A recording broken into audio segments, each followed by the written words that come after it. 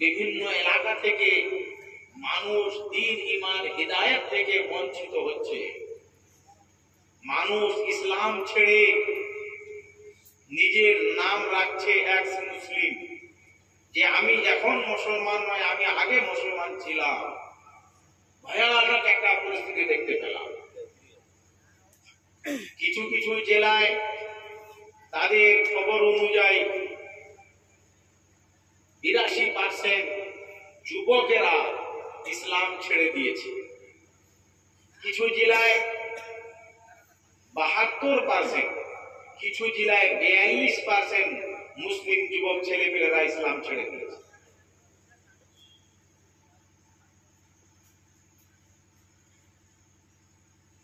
তো একটা জায়গায় কিছু শিক্ষিত যুবক ছেলেরা এসছে দেখা করতে। ওখানে সমস্যা হচ্ছে, সাধারণ মানুষ ইংরেজি ছাড়া অন্য ভাষা বুঝে না, এবং সেখানকার আলিম উলামারা আরবি ভাষা ছাড়া অন্য ভাষাও বুঝে না। অনেক সমস্যা।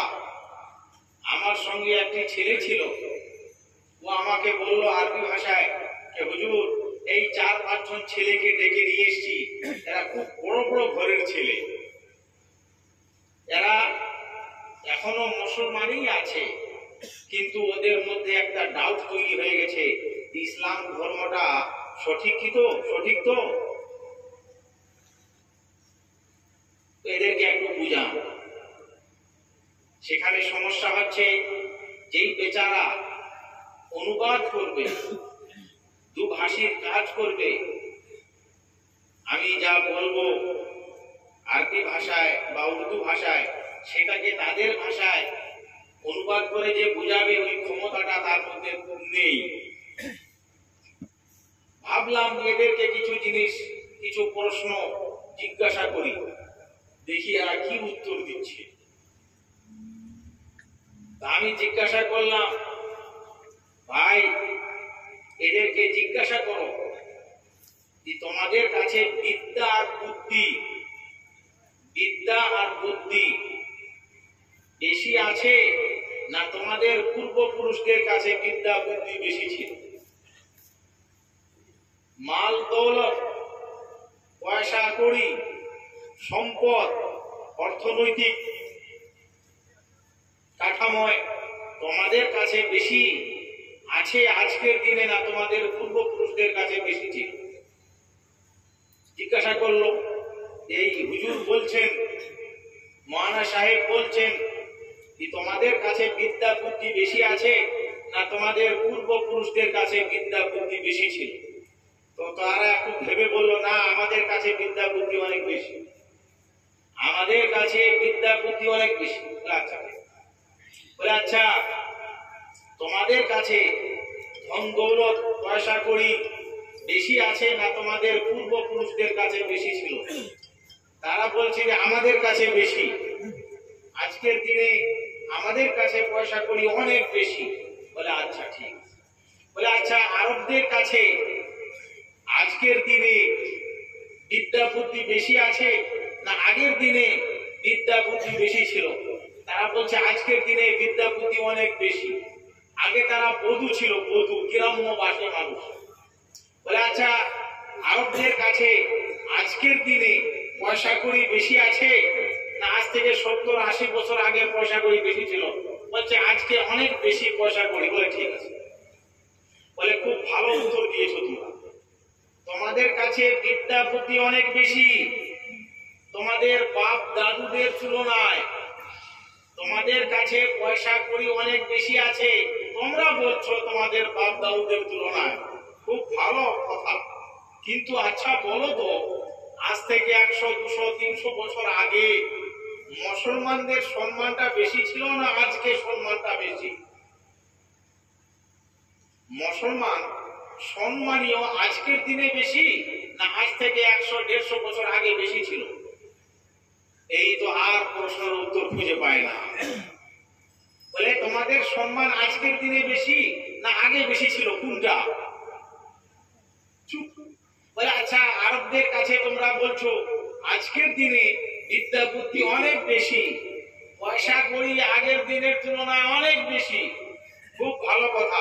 তা আরবরা আজকের দিনে সম্মানীয় বেশি না আজ থেকে 100, 200, 300 বছর আগে সম্মানীয় বেশি ছিল? কোনটা? আর খুঁজে পায় না। বলছে না, আগে সম্মান বেশি ছিল।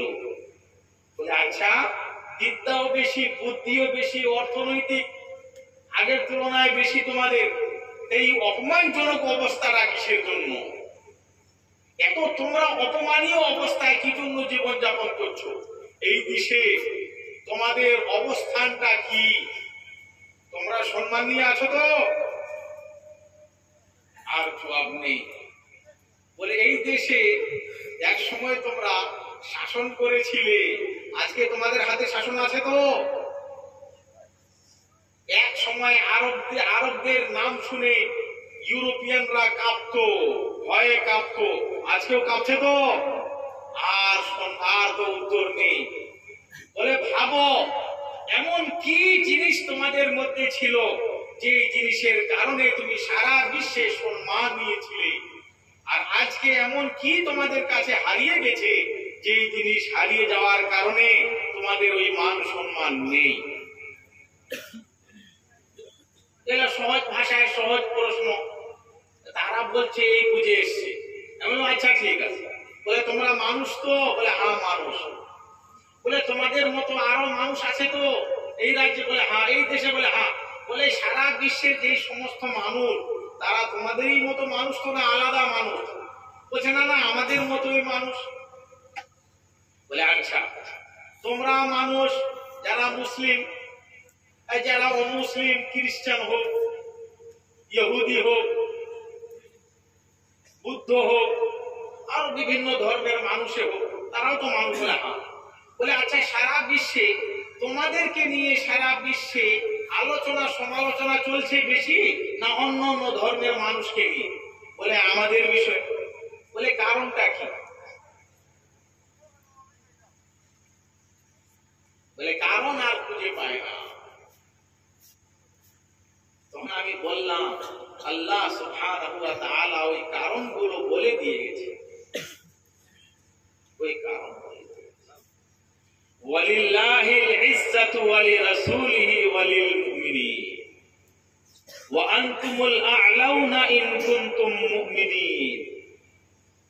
বলে তোমরা সম্মান চাইছো, সম্মান নিয়ে জীবন যাপন করতে চাইছো। মান আমিলা সালিহাম মিন যাকারিন আও উনসা ওয়া হুয়া মুমিন ফালানুহয়িয়ান্নাহু হায়াতান তাইয়্যিবা। বলে পুরুষ হোক মহিলা হোক, যদি তারা সম্মান নিয়ে জীবন যাপন করতে চায় তাহলে তাকে আমলে সালেহ, নেক আমলের সঙ্গে যুক্ত হতেই হবে। তাছাড়া সম্মান কোনো জায়গায় পাবে না। সারা বিশ্বে আজকে আমাদেরকে নিয়ে আলোচনা সমালোচনা হচ্ছে, তার একটাই কারণ, আপনাদের কাছে ওই হিদায়াতের যে আলোটা রয়েছে, ওই হিদায়াতের আলো নিবানোর চেষ্টা চলছে। তাই আল্লাহ সুবহানাহু ওয়া তাআলা কোরআন শরীফে যেখানে মূল কিতাব আরম্ভ করছেন, এই যে কোরআন শরীফ, এই কোরআন শরীফকে দুই ভাগে ভাগ করুন। একদিকে সূরা ফাতিহা আর আরেক দিকে 113টা সূরা। সূরা বাকারা থেকে নিয়ে সূরা নাস পর্যন্ত এটা একটা পাঠ। আর একটা পাঠ হচ্ছে, সেটা হচ্ছে সূরা ফাতিহা। এই ফাতিহা ইফতাহু, এই সূরা ফাতিহার নাম একদিন আমি গুনতি করছিলাম, সূরা ফাতিহার 25টা নাম লিখেছেন উলামায়ে কেরাম। 25টা নাম রেখেছেন উলামায়ে কেরাম সূরা ফাতিহা। তার মধ্যে যে মশহুর নাম সেটা হচ্ছে সূরাতুল ফাতিহা, ইয়ানি সূরাতু ফাতিহাতিল কিতাব। এই সূরা ফাতিহাটা কোরআন শরীফের দরজা এবং গেট। যে কোনো জায়গায় প্রবেশ করতে হলে গেট হয়, এই সূরা ফাতিহাটা কোরআন শরীফের দরজা এবং গেট। তাই অন্য নামে, অন্য জায়গায়, অন্য হাদিস শরীফে এর একটা নাম রাখা হয়েছে উম্মুল কোরআন। কোরআনের মা, কোরআনের সারাংশ, কোরআনের নিচোড়।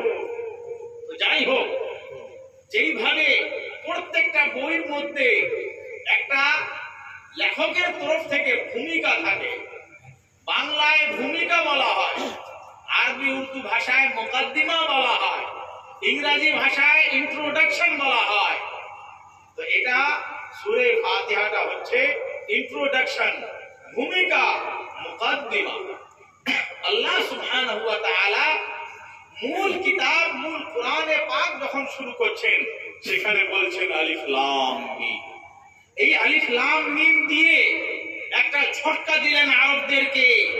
এই আরব ভাষী মানুষ যারা গর্ব করত যে আমরা ভাষার রাজা, বিশ্বে আমাদের ছাড়া অন্য কেউ কথাই বলতে জানে না, তাদেরকে বলতো তারা গুঙ্গা। আমরা আরবি, তারা আজামি, তারা গুঙ্গা।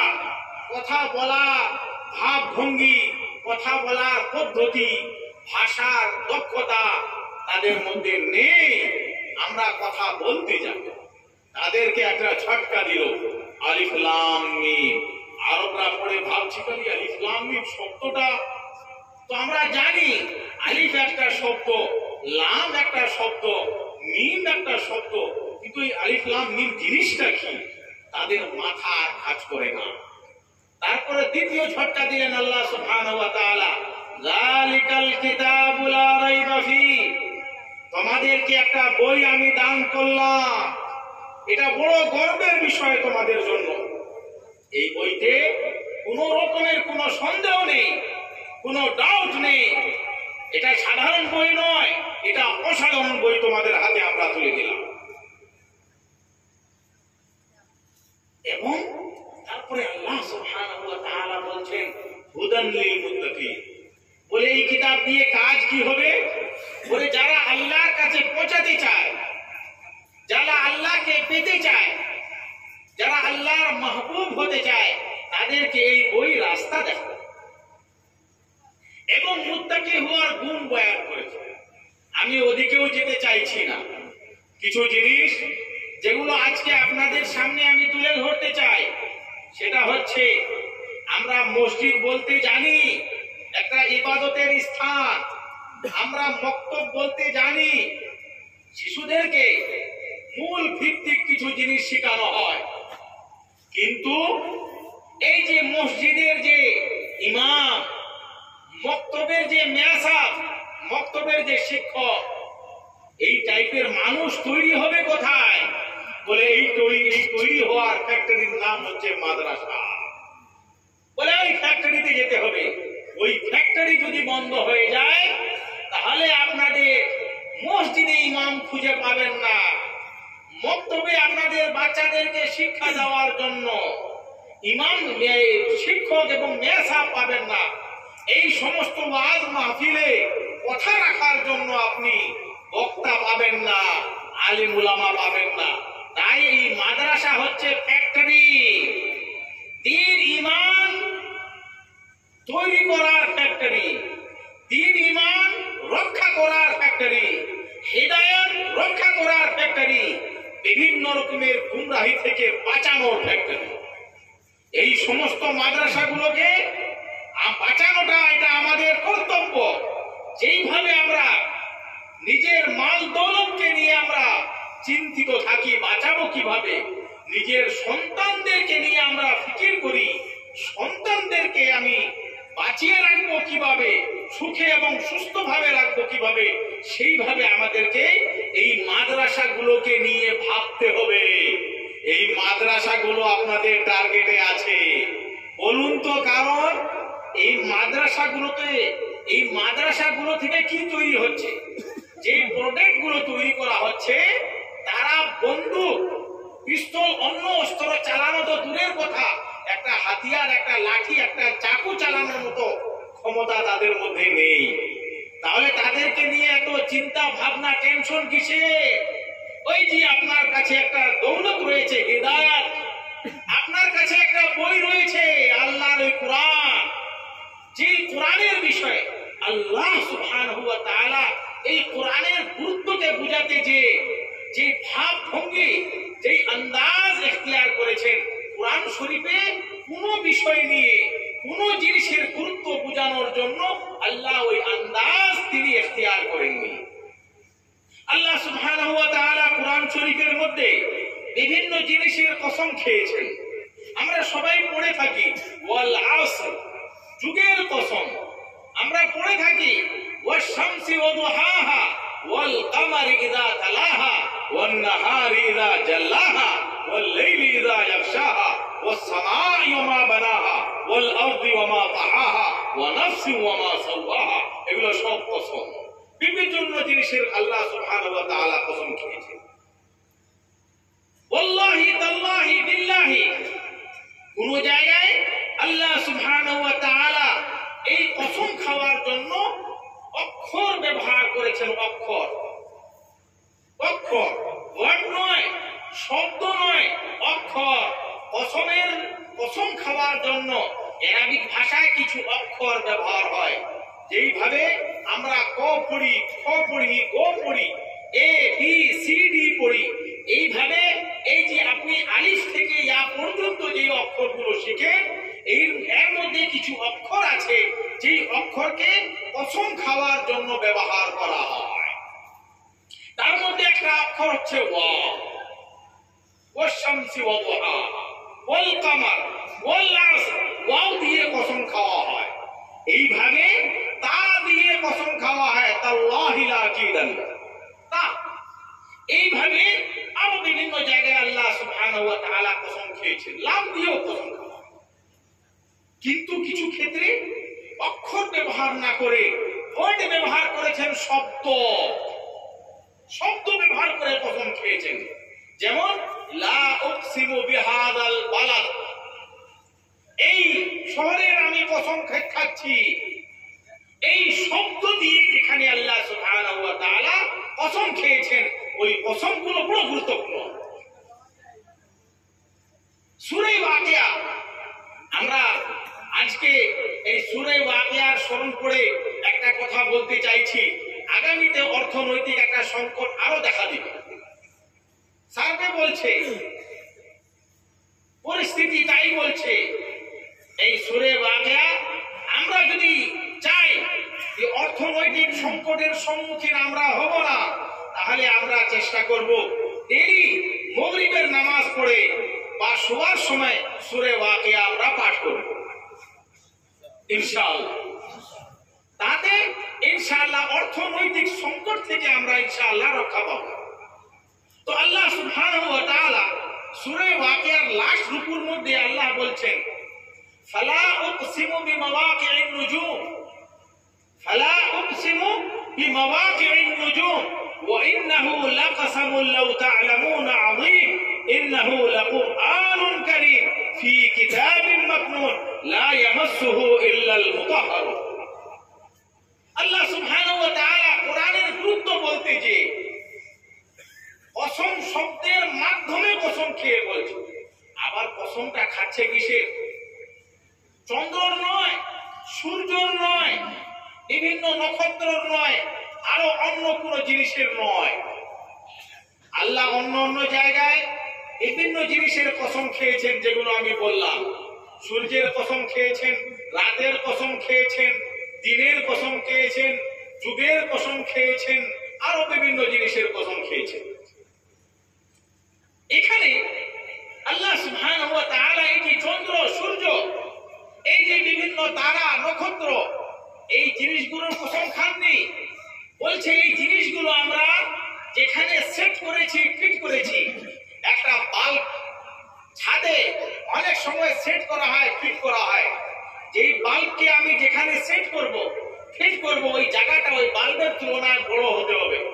যদি ওই জায়গাটা বাল্বের তুলনায় বড় না হয়, তাহলে ওই বাল্ব ওখানে সেট হবে না, ফিট হবে না। এটা আপনারা সবাই জানেন। আজকের বৈজ্ঞানিক, আজকের বিজ্ঞান জগৎ বলছে, ভাই এমন এমন কিছু তারা, নক্ষত্র আমরা খুঁজে পেয়েছি আসমানের মধ্যে। ওর যে সাইজ, এই জিনিসটা কত বড়, এই মাপগুলো ক্যালকুলেশন করে বুঝতে পারছি না। চন্দ্র সূর্যের সাইজ আমরা বুঝতে পেরে গেছি, তার লম্বাই চড়াই আমরা বুঝতে পেরেছি, ধরতে পেরেছি, ক্যালকুলেশন করতে পেরেছি যে সে কত বড়। কিন্তু কিছু এমন তারা আমরা খুঁজে পেয়েছি তার সাইজ আমাদের ক্যালকুলেশনে ধরছে না, তার সাইজ কত বড়। আল্লাহ সুবহানাহু ওয়া তাআলা বলছেন এই সমস্ত তারাকে আমি যেখানে ফিট করেছি ওই জায়গাগুলোর কসম খাচ্ছি, ওই জায়গাগুলো ভয়ানক কসম। বড় বড় ডাক্তার, ইঞ্জিনিয়ার, বড় বড় ইউনিভার্সিটির প্রফেসররা আমার কাছে কলকাতায় আসে, আমি তাদেরকে কিছু জিনিস জিজ্ঞাসা করি, তারা আমাকে বলে দেয়। তারা বলছে এই তারাগুলো এত বড় বড় তারা আছে, এর হিসাব কিতাব মানুষের মাথায় ঢুকছে না। এখনো ওইরকম কোনো অঙ্ক তৈরি হয়নি, ম্যাথে এরকম কোনো অঙ্ক এখনো তৈরি হয়নি যে তার মাপটা করে বলতে পারবে যে এত বড়। তো আল্লাহ সুবহানাহু ওয়া তাআলা বলছেন যে এই যে সমস্ত চন্দ্র সূর্য এবং এই সমস্ত তারাকে আমি যেখানে ফিট করেছি ওই জায়গাগুলোর কসম খাচ্ছি। আর এই কসমটা এত বড় ধরনের কসম, যদি তোমরা জানতে পারো তাহলে তোমরা বুঝবে যে এটা কত ভয়ানক কসম। তারপরে আল্লাহ সুবহানাহু ওয়া তাআলা কোরআনের গুরুত্ব বলতে চাইছেন, ইন্নাহু লাকুরআনুন কারীম, এটা বড় একটা সম্মানীয় কিতাব। যাই হোক, আমি সেখানেও যেতে চাইছি না। আমি আজকে যে জিনিসগুলো বলার উদ্দেশ্য সেটা হচ্ছে আজকের দিনে বিভিন্ন ভাবে আপনার দ্বীন ঈমান লুটার চেষ্টা চলছে। আমাদের ছেলেপেলেরা ইউটিউবের মাধ্যমে বিভিন্ন ভাবে বিভিন্ন ব্যক্তির ওয়াজ শুনছে, দ্বীনি কথা শুনছে। তার কাছে এই যোগ্যতা নেই, এই মাপকাঠি নেই, সে ধরতে পারবে কোনটা সহি আর কোনটা গলত। আজকে বেশিরভাগ এলাকায় আমি দেখতে পাচ্ছি ছেলেপেলেরা একটা ডাউটের মধ্যে পড়ে গেছে। আজীব ব্যাপার, বড় চক্রান্ত করে আমাদের দেশে 150টা প্রশ্ন খুঁজছে ইউটিউবের মাধ্যমে, মোবাইলের মাধ্যমে, হোয়াটসঅ্যাপের মাধ্যমে। যে প্রশ্নগুলোকে দিয়ে আপনার মধ্যে আপনার কোরআন নিয়ে, আমাদের কোরআনের বিষয় একটা সন্দেহ ভাব তৈরি করে দিচ্ছে, নবীর বিষয়ে একটা সন্দেহ ভাব তৈরি করে দিচ্ছে। আর যেদিন এই সমস্ত জিনিসের বিষয়ে একটা সন্দেহ তৈরি হয়ে যাবে, এই হিদায়াত থেকে আমরা হিদায়াত হারা হয়ে যাব, হিদায়াত থেকে আমরা মাহরুম হয়ে যাব, হিদায়াত থেকে আমরা বঞ্চিত হই। তাই আল্লাহ সুবহানাহু ওয়া তাআলা বলছেন এটি এমন একটি বই যেটার মধ্যে কোনো সন্দেহ নেই, কিন্তু হ্যাঁ, এই বই হিদায়াতের রাস্তা দেখাবে। কিন্তু কাদেরকে? যারা আল্লাহর কাছে পৌঁছাতে চাইবে, আল্লাহকে পেতে চাইবে। আল্লাহ সুবহানাহু ওয়া তাআলা এই যে আল্লাহ শব্দটা উচ্চারণ করাচ্ছেন, মসজিদ বাদ দেন, মাদ্রাসা বাদ দেন, মক্তব বাদ দেন, আলিম উলামা বাদ দেন, এই আল্লাহ শব্দটা এত গুরুত্বপূর্ণ। মানুষের মুখ থেকে যতদিন পর্যন্ত এই আল্লাহ শব্দ চালু থাকবে, আল্লাহ এই দুনিয়ার নিজামকে চালু রাখবেন। মুসলিম শরীফে হাদিস আছে, মশহুর হাদিস, লা তাকুমুস সাআ হাত্তা ইউকাল আল্লাহ আল্লাহ। একটা মুসলমানের মুখ থেকে যতদিন পর্যন্ত আল্লাহ শব্দ চালু থাকবে, এই দুনিয়ার পুরো সিস্টেম চালু থাকবে। তো যদি আল্লাহর নামটা এত গুরুত্বপূর্ণ হয়, আল্লাহর বই কত গুরুত্বপূর্ণ, আল্লাহর সিস্টেম কত গুরুত্বপূর্ণ, আল্লাহর নবী কত গুরুত্বপূর্ণ। এই একটা ছাত্র, আমাদের এই হাফিজ ছাত্র কিছু দোয়া পাঠ করলো কোরআন শরীফ থেকে। ওই দোয়াগুলো ইব্রাহিম আলাইহিস সালাতু ওয়াস সালাম চেয়েছিলেন। ওটা ইব্রাহিম আলাইহিস সালাতু ওয়াস সালামের দোয়া। ইব্রাহিম আলাইহিস সালাতু ওয়াস সালাম কিছু দোয়া চেয়েছিলেন, উনি বিভিন্ন মুহূর্তে বিভিন্ন দোয়া চেয়েছিলেন। আমরা নামাজে একটা দুরূদ শরীফ পড়ে থাকি, ওই দুরূদের নাম কি ভাই?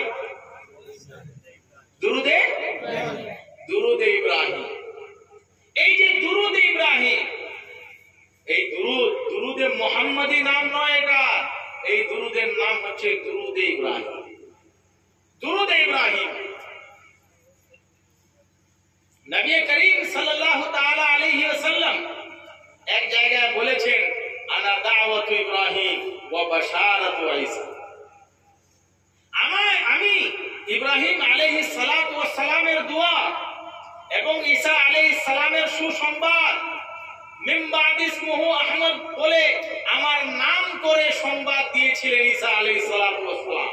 আমার পরে শেষ নবী আসবে, তার নাম আহমদ হবে।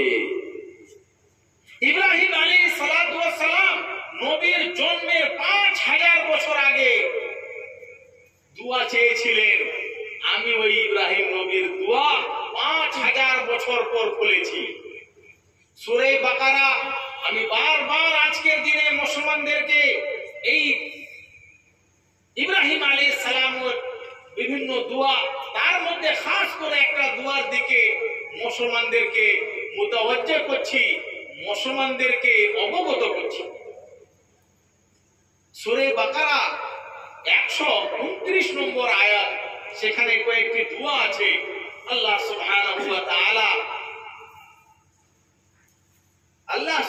ওয়া তাআলার কাছে তিনি হাত তুলে দোয়া করলেন, আর তিনি দোয়া করছিলেন তিনার সুযোগ্য সন্তান নবী ঈসা ইসমাঈল আলাইহিস সালাতু ওয়াস সালাম ওই দোয়ায় আমিন আমিন করছিলেন। আর এই দোয়াটা কোন সময় তিনি করছিলেন, ওই মুহূর্তটাও আল্লাহ সুবহানাহু ওয়া তাআলা কোরআন শরীফের মধ্যে তুলে ধরেছেন। বলে বড় মুবারক মুহূর্ত ছিল, বড় গুরুত্বপূর্ণ সময় ছিল। সেই গুরুত্বপূর্ণ মুহূর্তে, সেই গুরুত্বপূর্ণ সময়ে ইব্রাহিম আলাইহিস সালাম হাত তুলে দোয়া চাওয়া শুরু করলেন। সেই মুহূর্তটা কি ছিল? ওয়াইজ ইয়ারফা ইব্রাহিমুল কাওয়াইদা মিনাল বাইতি ওয়া ইসমাঈল। এই যে আল্লাহর ঘর, যে আল্লাহর ঘরের দিকে মুখ করে আমরা নামাজ পড়ি, এই ঘর ধ্বংস হয়ে গেছে। নূহ আলাইহিস সালাতু ওয়াস সালামের সালাম এবং তুফানের কারণে ধ্বংস হয়ে গেছে। আল্লাহ সুবহানাহু ওয়া তাআলা ইব্রাহিম আলাইহিস সালাতু ওয়াস সালামকে আদেশ করলেন, ওই ঘরকে আবার তৈরি কর। তিনি এবং তিনার ছেলে ইসমাঈল আলাইহিস সালামকে নিয়ে ওই ঘরের কাজ শুরু করলেন। তখন ওই কাজ করা অবস্থায় যখন ভিত রাখলেন, পাথর রাখা শুরু করলেন, ঘরের কাজ শুরু করলেন, তখন উনি হাত তুলে কয়েকটি দোয়া করেছেন। এই 3টি দোয়া করেছেন। ওই 3টি দোয়াকে আল্লাহ সুবহানাহু ওয়া তাআলা বড় গুরুত্বপূর্ণ ভাবে, বড় আহমিয়তের সহিত কোরআন শরীফে জায়গা দিয়েছে। আজকে যদি আমরা আজকের দিনের বিভিন্ন ফিতনা থেকে রক্ষা পেতে চাই, তাহলে ওই দোয়ায় যে গাইডলাইনটা বলে দেওয়া হয়েছে, ওই গাইডলাইনকে আমাদের ফলো করতে হবে। ওই গাইডলাইনকে বুঝে ওই গাইডলাইনের উপরে আমল করতে হবে। এখানে 129 নম্বর আয়াতে এখানে 3টি দোয়া তিনি চেয়েছিলেন, 127, 28, 29। তার মধ্যে 3য় নম্বর দোয়া ছিল, হে প্রভু, আমরা তো চলে যাব, আমিও থাকবো না এই দুনিয়ায়, আমার ছেলেও থাকবে, আমরা চলে যাব। কিন্তু এটা বড় মুবারক ঘর, এটা বড় বরকতওয়ালা ঘর, এটা সারা বিশ্বের জন্য একটা হিদায়াতের পাত্র। আপনি এই জায়গায় এখানকার মানুষের মধ্যে একজন ব্যক্তিকে নবী এবং রাসূল করে আপনি পাঠাবেন। রব্বানা ওয়া বা'থ ফীহিম রাসূলাম। আপনি এই জায়গায়, এই শহরে, এই স্থানে এখানকার বাসিন্দাদের মধ্যে থেকে, যারা এখানে বসবাস করবে, তাদের মধ্যে থেকে একজনকে আপনি নবী বানিয়ে পাঠাবেন। সে যেন এখানকারই হয় এবং এখানকার বাসিন্দা হয়। অনেক সময় কি হয়েছে, একজনকে নবী বানিয়েছেন আল্লাহ সুবহানাহু ওয়া তাআলা, নবী বানিয়ে অন্য এলাকায় পাঠিয়েছেন। আল্লাহর কাছে যেমন ইব্রাহিম আলাইহিস সালাম বলতে চাইছেন, আমি এখানকার নয়, আমি অন্য জায়গা থেকে উঠে এসেছি। ইসমাঈল এখানকার নয়, ইসমাঈল আমার ছেলে, আমি এখানে ছেড়ে গেছি, কিন্তু আমি চাইছি এই ঘর আবাদ হোক, এখানকারই একজন ব্যক্তিকে নবী বানিয়ে পাঠানো হোক। এবং সে যেন চারটা জিনিসের উপরে গুরুত্ব দেয়। চারটা জিনিস। ইব্রাহিম আলাইহিস সালাতু ওয়াস সালামের এই দোয়া মুহাদ্দিসিনগণ লিখেছেন, মুফাসসিরিনগণ লিখেছেন, উলামায়ে কেরাম লিখেছেন 5000 বছর পরে কবুল হয়েছে। 5000 বছর। তাই নবী করিম সাল্লাল্লাহু তাআলা আলাইহি ওয়াসাল্লাম বলছেন, আনা দাওয়াতু ইব্রাহিম। আরে আমি কে? ওই যে ইব্রাহিম আলাইহিস সালাম দোয়া করেছিলেন, তিনার দোয়া আমি, তিনার ওই দোয়ার বদৌলত আল্লাহ সুবহানাহু ওয়া তাআলা আমাকে এখানে পাঠিয়েছেন নবী করে। আমি সেই ইব্রাহিমের দোয়া। তাই আমরা যখন দুরূদ ইব্রাহিমি পড়ি আমরা বলি আল্লাহুম্মা সাল্লি আলা মুহাম্মদ কামা সাল্লাইতা আলাইহি, কামা সাল্লাইতা আলাইহি। আপনি মুহাম্মদ সাল্লাল্লাহু তাআলা আলাইহি ওয়াসাল্লামের উপরে রহমত বর্ষণ করুন যেইভাবে আপনি ইব্রাহিমের উপরে রহমত বর্ষণ করেছিলেন আলাইহিস সালাতু ওয়াস সালাম। তো আল্লাহ সুবহানাহু ওয়া তাআলা তিনার কাছে ইব্রাহিম দোয়া চেয়েছিলেন, তিনটি দোয়া। আল্লাহর ঘর নির্মাণের সময় তার মধ্যে দ্বিতীয় দোয়া ছিল। সেই দ্বিতীয় দোয়ায় ইব্রাহিম আলাইহিস সালাতু ওয়াস সালাম বলেছিলেন, হে প্রভু, এই জায়গায় একজনকে নবী বানিয়ে আপনি পাঠান। আর ওই নবীর কাজ কি হবে? বলে চারটা কাজ। বলে প্রথম কি? বলে আপনি যে ওহী পাঠাবেন তার কাছে, যে ওহী পাঠাবেন কোরআনের রূপে, সেই ওহীটা সে যেন তাদেরকে পাঠ করে শোনায়। বলে এক নম্বর কাজ। বলে দ্বিতীয় কাজ কি? বলে দ্বিতীয় কাজ আল্লাহ সুবহানাহু ওয়া তাআলা যে ওহীটা ওনার কাছে পাঠিয়েছেন ওই ওহীটা যেন তাদেরকে বুঝিয়ে দেয়। বলে তিন নম্বর কাজ কি?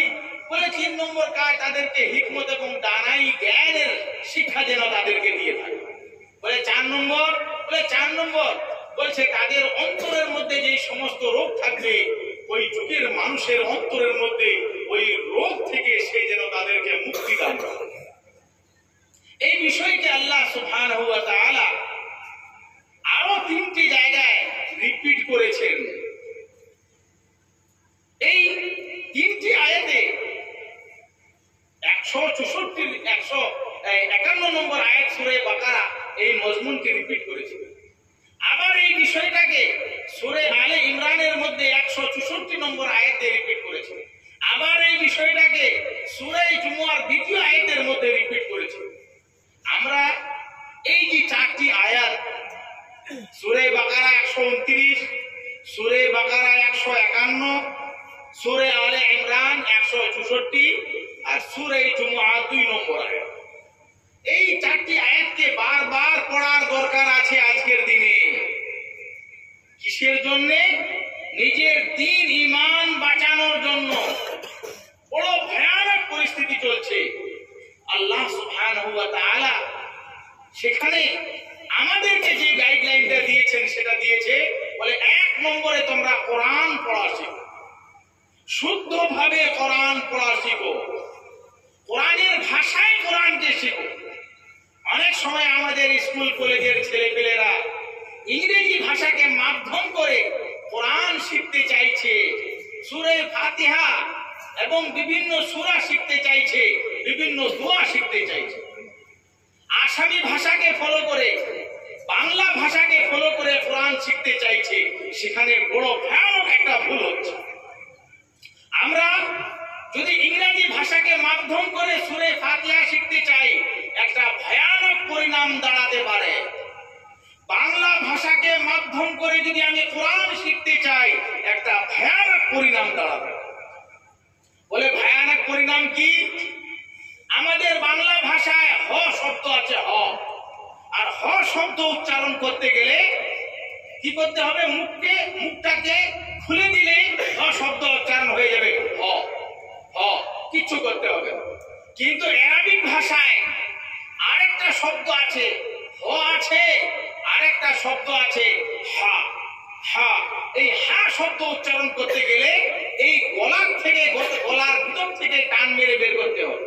হা হা, এখানে কিন্তু একটা প্রেসার পড়ে। এখন একটা স্কুলের বাচ্চা কলেজের ছাত্র যদি সে বাংলা ইংরেজিকে মাধ্যম করে সূরা ফাতিহা শিখতে চায়, সে ভয়ানক ধরনের ভুল করে বসে থাকবে। কারণ হা যে শব্দটা আরবিক ভাষায়, এই শব্দের কোন বিকল্প ইংরেজি ভাষায় বাংলা ভাষায় নেই। আমরা যখন আলহামদু বলবো, আলহামদু এই এখান থেকে উচ্চারণ করব, এই গলার ভিতর থেকে আলহামদু, তখন তার অর্থ হবে সমস্ত প্রশংসা, কিন্তু সমস্ত আলহামদুলিল্লাহি রাব্বিল আলামিন, সমস্ত প্রশংসা আল্লাহরই জন্য। কিন্তু যখন আমি হ দিয়ে উচ্চারণ করব, ইংরেজি ভাষাকে মাধ্যম করে এইচ, এইচ যে শব্দটা এইচ, এইচ দিয়ে উচ্চারণ করব, তখন হবে আলহামদু। আলহামদু কেন কিছু করতে হবে না, আলহামদু। এই যখন আমি বলবো আলহামদু, তখন পরিণাম কি দাঁড়াবে? সমস্ত রকমের মৃত্যু আল্লাহরই জন্য, সমস্ত রকমের মৃত্যু আল্লাহরই জন্য। আরেকটা ব্যাখ্যা দাঁড়াবে আলহামদু, সমস্ত রকমের দুর্বলতা এবং কমজোরি আল্লাহরই জন্য। বলেন নামাজ হবে? যারা ডিকশনারি দেখতে জানেন, আরবিক ভাষা থেকে ইংরেজি, আরবিক ভাষা টু বাংলা, তারা হা হা হা, জিম হা হা, জিম আর হার মাঝখানে একটা অক্ষর আছে হা, এই হা শব্দ দিয়ে যখন সে লিখবে হা মিম দাল হামিদা, তখন ডিকশনারিতে পাবে প্রশংসা করা। যখন সে লিখবে হ দিয়ে, হা গোল করে লেখা থাকে এইভাবে, হা হা মিম দাল হামিদার রাজুলু, তখন অর্থ লেখা থাকবে মরণ হওয়া, মৃত্যু হওয়া। হামিদা জিন্নার, আগুন ঠান্ডা হওয়া, আগুন দুর্বল হওয়া। যখন আপনি আলহামদু পড়বেন, তখন ব্যাখ্যা হবে, তর্জমা হবে, অনুবাদ হবে সমস্ত রকমের মৃত্যু আল্লাহরই জন্য। ব্যাখ্যা হবে সমস্ত রকমের দুর্বলতা কমজোরি আল্লাহরই জন্য। তারপরে আইন, এই আইনকে উচ্চারণ করতে হলে এই গলার ভিতর থেকে উচ্চারণ করতে হবে। যেইভাবে আপনি হা কে উচ্চারণ করেছিলেন, সেইভাবে আইনকে উচ্চারণ করতে হবে। আইন যখন আপনি বলবেন আল আলামিন, তখন ব্যাখ্যা হবে সমস্ত জাহানের মালিক। সমস্ত প্রশংসা সেই আল্লাহরই জন্য, যিনি সমস্ত জাহানের মালিক, সমস্ত জাহানের লালন পালন কর্তা, সমস্ত জাহানের প্রভু। কিন্তু যখন আপনি আইন উচ্চারণ করবেন না, ইংরেজি বাংলাকে মাধ্যম করে যখন আপনি পড়বেন রব্বিল আলামিন, আলামিন রব্বিল আলামিন, আলিফ ডবল এ, রব্বিল আলামিন, আলামিন নয়। তখন রক্ষা হবে আলামা ইউলিমু ইলামান, কষ্ট দেওয়া, কাউকে তাকলীফ দেওয়া, কষ্ট দেওয়া, যিনি সমস্ত কষ্ট দেওয়ার মালিক। আর রহমান, যখন আপনি আর রহমান পড়বেন হা দিয়ে, হা হা হা আর রহমান, তখন অর্থ হবে দয়ালু, মেহেরবান। কিন্তু যখন আপনি হ দিয়ে পড়বেন আর রহমান, তখন ব্যাখ্যা হবে মারহাম পট্টি করনেওয়ালা। কোন জায়গায় ভেঙে গেছে, হাড় ভেঙে গেছে, ওই হাড়কে মরহম পট্টি করা হয় না, ওই মরহম পট্টি করবে। নামাজ হবে? এই যে মাদ্রাসা, এটা হচ্ছে ওই ফ্যাক্টরি। আপনার হা আর হা, হা আর হা এর মাঝে তফাৎটা যে বুঝাবে, সেটা হচ্ছে মাদ্রাসা। আইন আলামিন আর আলামিন, এই তফাৎটা যারা বুঝিয়ে দিবে, তারা হচ্ছে ওই মাদ্রাসার আলিম উলামায়ে কেরাম। যেখানে এই তফাৎটা বোঝানো হবে, তার নাম হচ্ছে মাদ্রাসা। এটা ওই সমস্ত মেটেরিয়াল তৈরি করার ফ্যাক্টরি। তাই আমাদেরকে এই মাদ্রাসাগুলোকে জীবিত রাখতে হবে। আপনারা অবগত নয়, বিভিন্ন দেশে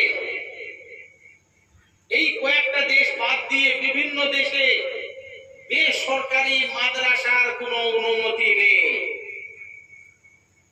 সৌদি আরবে নিজের মতো আপনি মাদ্রাসা, দ্বীনি মাদ্রাসা খুলতে পারবেন না, সরকারের আন্ডারে।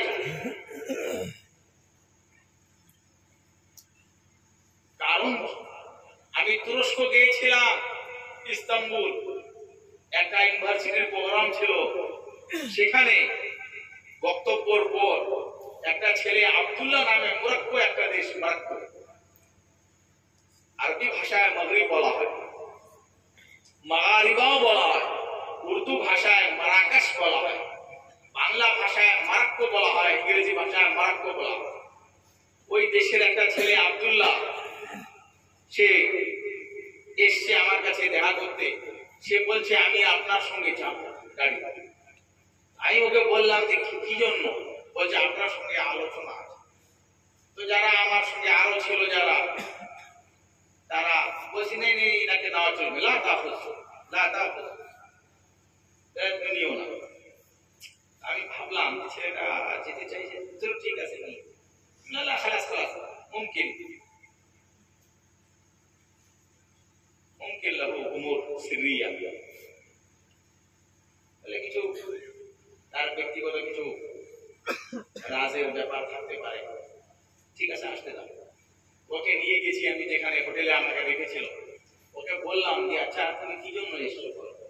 সে বলছে যে অনেকগুলো যারা ইসলামিক স্কলার্স তাদের কথা শুনলাম, আর আপনার কথা শুনলাম, আপনার কথাগুলো আমার আব্বার কথার সঙ্গে মিল যাচ্ছে, আর তাদের কথাগুলো আব্বার কথার সঙ্গে মিল যাচ্ছে। কি জিনিস এটা? বললো আমাদের দেশে আগে বেসরকারি মাদ্রাসা ছিল, সেখানে পূর্বপুরুষ থেকে একটা সিস্টেম চলে আসছে। সেখানে পড়াতে গেলে সুন্নতের পাবন হতে হবে, টুপি হবে, দাড়ি হবে, আপনার সুন্নতি জামা হবে, সুন্নতি চলাফেরা হবে, এই সিস্টেমটা ছিল। পরে গভর্নমেন্ট একটা সিস্টেম নিয়ে আসলো, বলে এই সমস্ত মানুষকে বের করে দাও, এখন প্যান্ট শার্ট ওয়ালারা কোরআন হাদিস পড়াবে। বলে যখন থেকে সমস্ত মাদ্রাসাগুলোকে অবৈধ করে দিল এবং সরকার নিজের আন্ডারে নিয়ে নিজের মতো শিক্ষক নিয়োগ করলো, তখন থেকে ওদের কথাগুলো আর বুঝে আসে।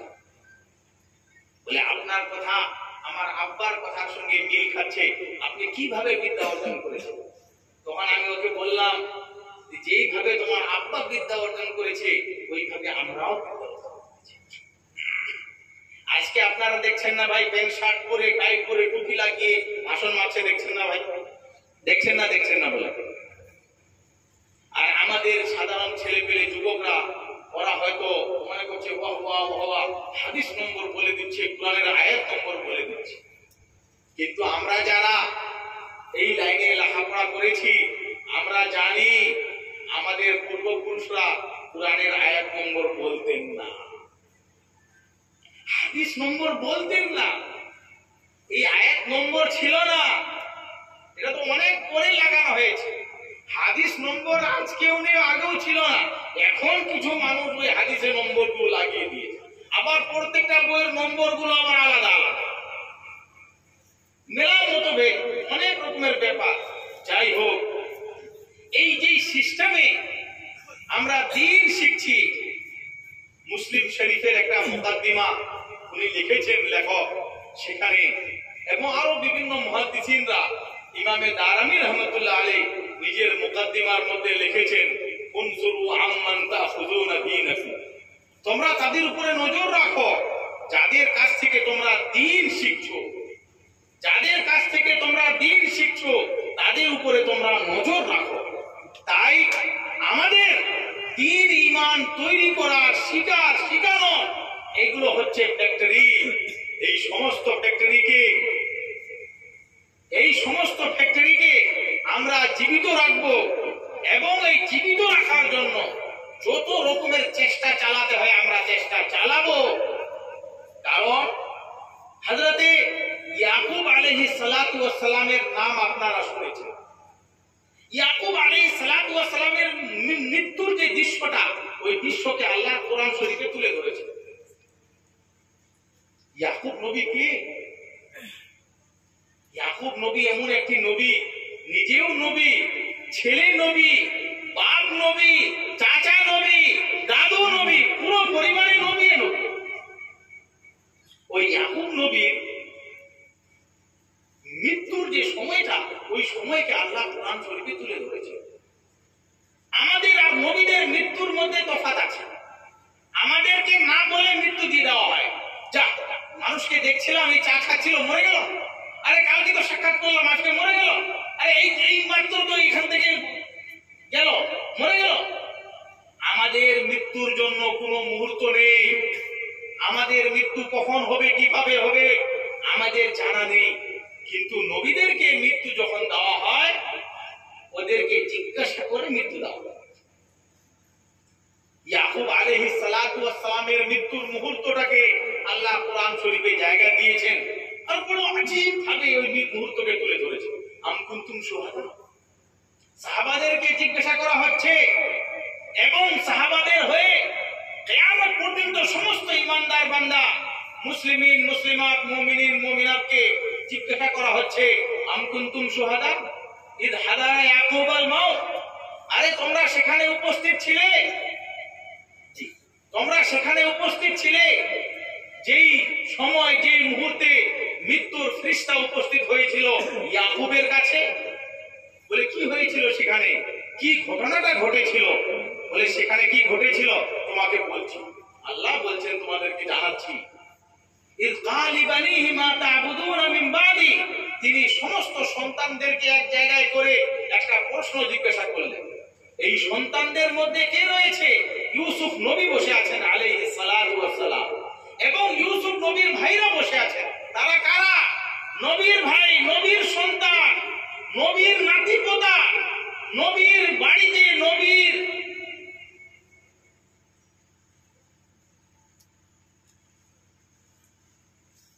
নবীর কাছে থেকে মানুষ হয়েছে। ইয়াকুব আলাইহিস সালাম মৃত্যুর ফেরেশতাকে বলছে, এই দাঁড়াও, আমার কিছু দরকার আছে। নিজের সন্তানদেরকে জমা করে বলছেন, মা তা'বুদুনা মিন বাদি, আরে আমার সময় চলে এসেছে, আমি চলে যাব, কিন্তু তোমরা বলো তো আমার পরে তোমরা ইবাদত করবে কার? মৃত্যুর মুহূর্তে, সেই সময় ইয়াকুব নবী নিজের ছেলেদের দ্বীন ঈমান নিয়ে ফিকির করছেন। এই জায়গাটাকে, এই দৃশ্যটাকে কোরআনে জায়গা দেওয়ার কারণ কি? একটাই কারণ, আমাদের জন্য একটা নসিহত, ইবরত। নবী হওয়া সত্ত্বেও যদি ইয়াকুব নবী যদি নিজের ছেলেদের দ্বীন ঈমানের ফিকির করতে পারে, তাহলে আমাদেরকে আমাদের সন্তানকে নিয়ে কতটা ফিকির করা উচিত, এটা ভাবার দরকার আছে। আমরা আজকে আমাদের সন্তানদেরকে নিয়ে কতটা ফিকির করছি, এটা ভাবার দরকার আছে। এটা বলার জন্য, এই বার্তাটা দেওয়ার জন্য আল্লাহ সুবহানাহু ওয়া তাআলা এই মেসেজকে, এই বার্তাকে কোরআন শরীফে জায়গা দিয়েছেন। তাই আমরা আমাদের সন্তানদের দ্বীন ঈমানের ফিকির করব, এবং এই সমস্ত মাদ্রাসা প্রতিষ্ঠানের পাশে দাঁড়াবো। এখানে এসে নিজের কোরআন সহি করব। সহি মুসলমান হতে গেলে আল্লাহ সুবহানাহু ওয়া তাআলা এই উম্মতকে যে তারতিব বলে দিয়েছে, সেই তারতিবটা হচ্ছে, নম্বরে শুদ্ধ কোরআন পড়া শিখবো। বলেন ইনশাআল্লাহ। শুদ্ধ পড়া, শুদ্ধভাবে কোরআনকে পড়া শিখবো ইনশাআল্লাহ। হযরত মাওলানা আহমদ আলী বাসকান্দি রাহমাতুল্লাহ আলাইহি বয়স্ক মানুষের কাছে কোরআন শুনতেন এবং তাদেরকে কোরআন ধরিয়ে দিতেন। এই কোরআন পড়ো, এই হাফিজ, এই কোরআন শুদ্ধ করো। মাওলানা শাহ আবরার হাসান ভাদুই রাহমাতুল্লাহ আলাইহি সমস্ত যারাও আসতেন, বলে এই সূরা ফাতিহা শোনো, বলে তোমার সূরা ফাতিহা সঠিক নেই, সহি নেই, এটাকে ঠিক করো। এই তুমি এখানে ভর্তি নাও, এই 1 মাস 2 মাস 3 মাস তোমাকে থাকতে হবে, এই কায়দা ধরো, এই নুরানি কায়দা ধরো। এরা ওই একটা ভালো মুসলিম হওয়ার কৌশল পদ্ধতিটা প্র্যাকটিক্যাল ভাবে আমাদেরকে দিয়ে গেছে। সেটা হচ্ছে, 1 নম্বরে আমরা কোরআন তিলাওয়াত শিখবো, সহি কোরআন পড়া শিখবো। তিলাওয়াত আলাদা ইবাদত, প্রত্যেকটা দেশের আইন মানা জরুরি। নাগরিকের জন্য। কিন্তু আইন জানাও কি জরুরি?